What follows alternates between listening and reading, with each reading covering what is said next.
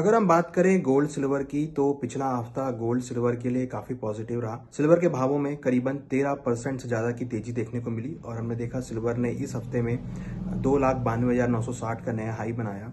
और अगर हम बात करें इंटरनेशनल मार्केट में, वहां पर भी हमने काफी अच्छी बढ़त बनते हुए देखी और सिल्वर के भाव रैली करते हुए अगर हम लेवल्स की बात करें तो सिल्वर ने ऑलमोस्ट कहीं ना कहीं $93 का नया हाई बनाते हुए नजर आए। इंटरनेशनल मार्केट में भी हमने करीबन 12% से ज्यादा की तेजी आती हुई देखी।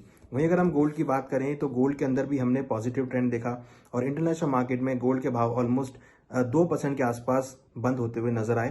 करीबन 4595 के लेवल पे बंद हुए और इस हफ्ते हमने देखा था कि गोल्ड के भावों ने हाई बनाया था ऑलमोस्ट 4,643 का। तो कहीं ना कहीं इंटरनेशनल मार्केट के अंदर भी हमने गोल्ड के अंदर बढ़त बनते हुए देखी। वहीं अगर हम बात करें डोमेस्टिक मार्केट की तो डोमेस्टिक मार्केट में भी गोल्ड के भावों में रैली बनती हुई नजर आई और गोल्ड के भाव करीबन 2.5% की तेजी के साथ 1,42,517 के लेवल पे क्लोज होते हुए नजर आए। तो अगर हम बात करें गोल्ड सिल्वर के ट्रेंड की तो यहाँ पर हमें लगता है कि गोल्ड सिल्वर के भावों में कुछ यहाँ पे एक तेजी का ट्रेंड बनता हुआ नजर आ रहा है। मगर अगर हम यूएस के फंडामेंटल डेटास की बात करें तो हमने पिछले हफ्ते अनएम्प्लॉयमेंट क्लेम का डेटा आता हुआ देखा जो कि एक पॉजिटिव नोट पे था, जिसकी वजह से हमने देखा कि डॉलर इंडेक्स में तेजी आती हुई दिखाई दी और डॉलर इंडेक्स 99 के लेवल के ऊपर ट्रेड करता हुआ नजर आया। उसके साथ हमने ये भी देखा कि जो यूएस और ईरान का वॉर था उसमें भी ट्रम्प साहब के पॉजिटिव कमेंट्स आते हुए दिखाई दिए कि वो आगे युद्ध नहीं चाहते हैं, वो चाहते हैं कि ईरान के साथ जल्दी से शांति हो जाए। तो उससे भी कहीं ना कहीं मार्केट को एक सपोर्ट आता हुआ दिखाई दिया। प्लस इसके साथ साथ हमने ये भी देखा कि ट्रम्प साहब ने क्लियर किया कि वो फेड चेयर जोरेम पवेल को फायर नहीं करना चाहते। तो उससे भी कहीं ना कहीं जो एक पॉलिटिकल अनस्टेबिलिटी बनी हुई थी वो वहां पर खत्म होती हुई नजर आई। तो अगर आप देखेंगे तो पिछले हफ्ते 3 ये पॉजिटिव नंबर जो खबर थी वो यूएस के फ्रंट पर आती हुई दिखाई दी। इसके वजह से हमने देखा कि कुछ हायर लेवल पर गोल्ड सिल्वर में प्रॉफिट बुकिंग भी होती हुई दिखाई दी।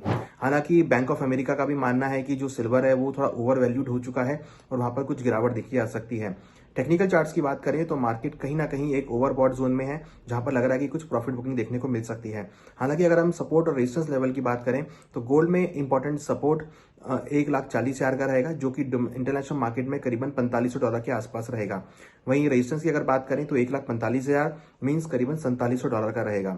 सिल्वर की अगर बात करें तो सिल्वर में इंपॉर्टेंट सपोर्ट अगर हम बात करें तो कहीं ना कहीं 2,80,000 के आसपास सिल्वर में इंपॉर्टेंट सपोर्ट रहेगा। और अगर हम इंटरनेशनल मार्केट की बात करें तो कहीं ना कहीं $85 एक अच्छा सपोर्ट जो है वो सिल्वर के लिए रहेगा।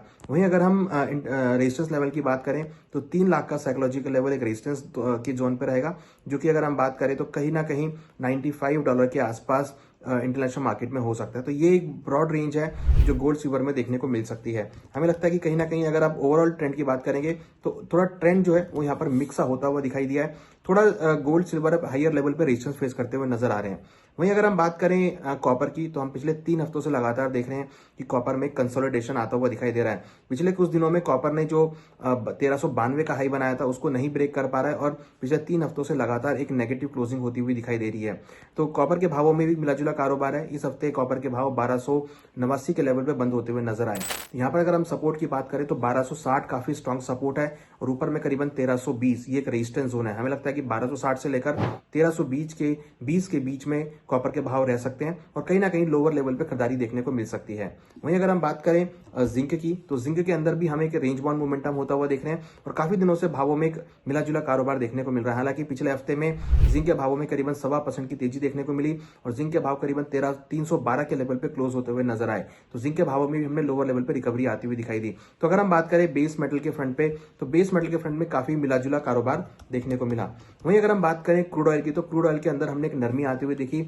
इनफैक्ट नेचुरल गैस के अंदर भी हमने हायर लेवल पे प्रॉफिट बुकिंग होती हुई देखी। हमने देखा कि क्रूड ऑयल की जो इन्वेंट्री थी वो काफी बढ़कर आई थी। इसकी वजह से क्रूड के भावों में हमने हायर लेवल पे एक प्रॉफिट बुकिंग आती हुई देखी। माना जा रहा है कि क्रूड की जो सप्लाईज है वो वेनेजुएला से बढ़ सकती है। इस तरीके से यूएस और वेनेजुएला के बीच कंफ्लिक्ट खत्म होते हुए दिख रहे हैं तो वेनेजुएला की सप्लाई बढ़ सकती है। तो उसकी वजह से कहीं ना कहीं हायर लेवल पे गिरावट देखने को मिल सकती है। तो अगर हम अगले हफ्ते की बात करें तो 5000 का एक इंपॉर्टेंट सपोर्ट रहेगा और हायर साइड में 5600 एक रेजिस्टेंस जोन रहेगा।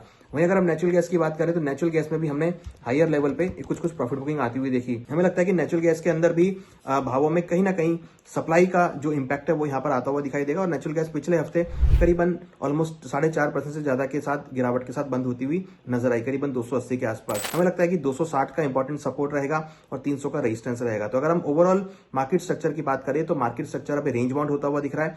हायर लेवल पे मार्केट रेजिस्टेंस यहाँ पे फेस कर सकता है। तो कहीं ना कहीं हमें लगता है कि gold, silver, crude, natural gas और सभी बेस मेटल में कहीं कहीं हायर लेवल पे रेजिस्टेंस देखा जा सकता है, क्योंकि जिस तरीके से पॉजिटिव कमेंट्स आए हैं वो थोड़ा सा यहाँ पर मार्केट में एक रेजिस्टेंस बैरियर का काम कर सकती है। हालांकि अगले हफ्ते में यूएस के अंदर कुछ हॉलीडेज हैं, इसकी वजह से लगता है कि मार्केट रेंज बाउंड रहेगा। तो अगले हफ्ते में लगता है कि मार्केट कुल मिला के सपोर्ट रेजिस्टेंस लेवल के बीच मूव कर सकता है और भावों में एक रेंज बाउंड मोमेंटम देखने को मिल सकता है।